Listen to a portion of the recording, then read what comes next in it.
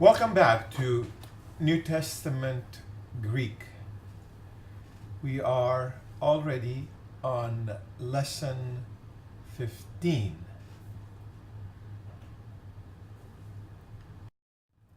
Χαίρετε. This lesson is going to be a dialogue that we find in the Gospel of John toward the end. It's a dialogue between Jesus and Peter. You might begin to suspect what dialogue I am talking about. One thing you notice is that virtually every line starts with the same little phrase. Λέγει αυτό. Do you remember that word λέγει? Lego is the verb, and we'll visit it in 1 minute. But before we do that, let's just read it and enjoy the music of the language. Read along if you can. Λέγει το Πέτρο ο Ιησούς. Αγαπάς με? Λέγει αυτό ο Πέτρος. Ναι, Κύριε, σύ είδας ότι φιλώσε. Λέγει αυτό, βόσκε τα αρνία μου. Λέγει αυτό πάλιν, αγαπάς με? Λέγει αυτό, ναι, Κύριε, σύ είδας ότι φιλώσε. Λέγει αυτό, πείμενε τα πρόβατά μου. Λέγει αυτό το τρίτον, φιλείς με? Είπεν αυτό, Κύριε, σύ γινώσκεις ότι φιλώσε. Λέγει αυτό ο Ιησούς, βόσκε τα πρόβατά μου.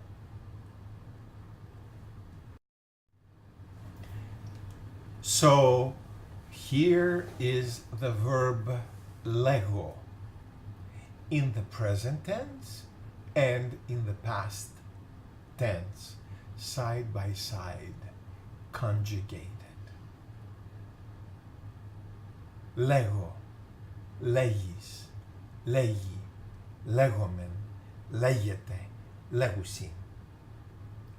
I say, you say, he or she says, we say, you all say, they say. Now the past tense. Είπον, είπας, είπεν, είπομεν, είπατε, είπον. I said, you said, he or she said, we said, you all said, they said.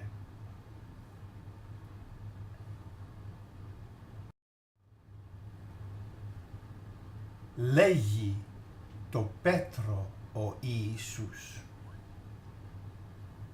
In the last lesson, we learned the importance of the cases in the sentence. In this sentence, ο Ιησούς is in the nominative case. What gives it away? The article, ο Ιησούς. So that's the subject.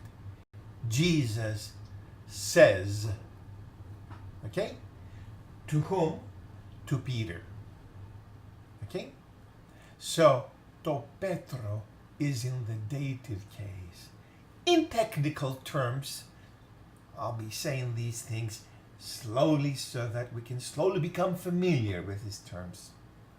This is an indirect object. So Jesus says to Peter. To whom? To Peter. That's the indirect object. To Peter. To Petro. And an indirect object is typically put in the dative case. How do we know this is the dative case? The article again, it gives it away. To. To. Do you see the little squiggly line under the omega? It's called the υπογεγραμμένη, which is typical of the dative case in the singular. Okay? So, λέγει το Πέτρο ο Ιησούς. Okay? We could have easily changed the order. We could have said ο Ιησούς λέγει το Πέτρο. And that would have sounded a lot like English. Okay? So, and Jesus said to Peter. Let's see what Jesus says to Peter. Αγαπάς με? Do you love me? Now, this is a word that a lot of people are familiar with. Αγαπάω or αγαπώ is I love. The word αγάπη is the noun, the love. So, αγαπάς με? Do you love me? Λέγει αυτό ο Πέτρος. Okay, here's your second opportunity to practice the sentence structure. Λέγει, says. Who says? Ο Πέτρος. How do we know that this is the subject in the sentence? From the article. Ο Πέτρος. Αυτό, what case is this one? It is the dative case. How do we know that? From the little υπογεγραμμένο, the little I under the omega. To him. So, Peter says to him. Okay? We could have easily swapped the order. Ο Πέτρος λέγει αυτό. Ναι, Κύριε, σύ είδας ότι φιλώσε. Quite a few words in this sentence. Ναι means yes. This is a word that is even used today in Greek. The Greek word for yes today is ne. It sounds a little bit intuitively opposite to what we use in English. We say no to mean no, but the Greeks say ne to mean yes. Okay? Kyrie. Kyrie is the Lord, the vocative form of the word Lord. Si, είδας. Si, you. Είδας. Είδας. You know. This word is interesting. First of all, we know that this is what? This is a verb. And what sort of an ending do you notice there? This is an ending of the past tense. So this particular verb is a bit of an irregular verb if you want to think of it this way. It's in the past tense, and yet its meaning is in the present tense. Είδας means you know. It's not that you knew, but that you know. Okay? Ότι. Ότι means that. That. Φιλώσε. Now here is an interesting word. Philo. Philo means I love, really love. I love with feeling. Philo, feeling, that goes together, doesn't it? You know? And this word comes from the same root as the noun philos. Philos means friend. So philo is the kind of love that we have toward a friend. Agape, on the other hand, might be thought as the pure Christian love, that does not require reciprocation. Philo, however, is a friendship love. Okay? So, ne, Kyrie, yes, Lord. Si, είδας, you know, ότι φιλώσε, that I really love you. Λέγει αυτό. Who, obviously Jesus is the one that is now answering. He says to him, Jesus says to him, βόσκε τα αρνία μου. Vosko. Vosko means I feed or I take lamb or any other animal like goats or things like that out to the pasture to have them fed. So it's not sort of like the same feeding word that we use when we feed our little kids, okay? It's particularly applied to feeding animals or herds of animals, okay? In fact, the word for shepherd in Greek is ovoskos, voskos, which means a shepherd, okay? So voske, which is a command, voske, feed my lambs, arnia, arnion, to arnion is the lamb, okay? So voske ta arnia μου. Λέγει αυτό πάλιν. Λέγει αυτό, he says to him πάλιν. Πάλιν means again. Πάλιν. So he says to him again, or again he says to him. Αγαπάς με? Do you love me?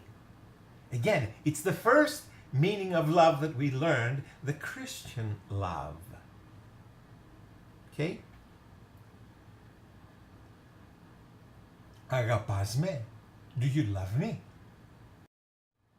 Λέγει αυτό, he says to him. By now, I'm sure that this λέγει αυτό phrase is well engraved into your memory. Ne Kyrie. Yes.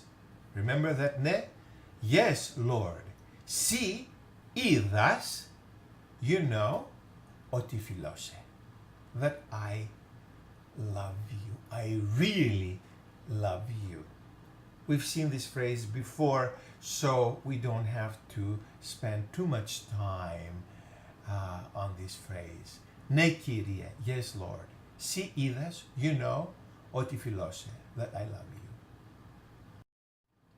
Λέγει αυτό, the same phrase again. He says to him, ποίμενε τα πρόβατά μου. Ποιμeno is a shepherd. Opimin is the shepherd. Have you ever seen images of Jesus holding a sheep or a lamb on his shoulder? Okay? That is a very old image, by the way. that Christians used to use to depict Jesus, and it used to be called opimin o kalos, which means the good shepherd. Opimin o kalos. So pimene is the command of the verb pimenno. Pimene ta provatamu. Shepherd my sheep. I want you to notice here the change in the word that goes from arnia to provata. Arnia is the little lamb, provata is the sheep. Λέγει αυτό το τρίτον. He says to him for the third time. So λέγει αυτό, he says to him, το τρίτον. Triton is third time. To triton, for the third time. Feliz me. Do you really love me? Okay, emphasis again. Feliz me. Do you really love me? Είπεν αυτό, he said to him. Now this is the past tense. You remember the table that we went through a few minutes ago? Είπεν, he said to him. He said to him. This is the past tense of the verb λέγω. Είπεν αυτό, he said to him. Kyrie, Lord, si ginoskis. Ginoskis, you know. You know. Ginosko. Do you see the connection between know and ginosko? I think that the verb know in English has its root in the ginosko, the Greek ginosko. That's why the K in front of it. Okay? And there's also another word, the Gnostics. Okay? The people that, anyway, it's an old Christian heresy. Si ginoskis, you know, oti, that, what? Philose. I really love you. Philose. Λέγει αυτό ο Ιησούς. Okay, this is something now that you should be able to derive from all the things we've seen before. Jesus says to him, λέγει αυτό ο Ιησούς. Βόσκε τα πρόβατά μου. Repetition again. Feed my sheep. So let's read this paragraph one more time and read along with me. Okay?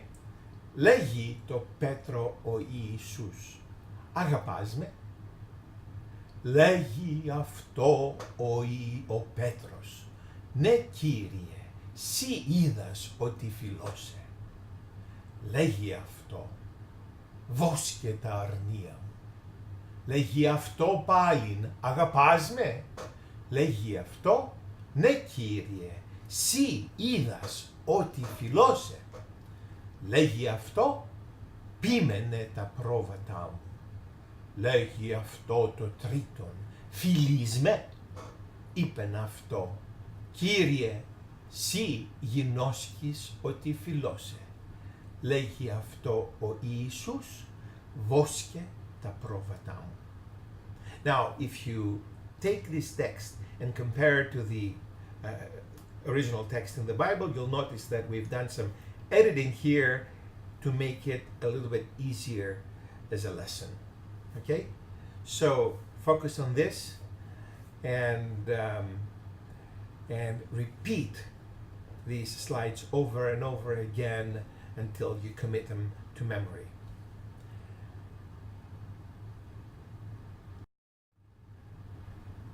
This is the end of lesson 15. Until next time, χαίρετε.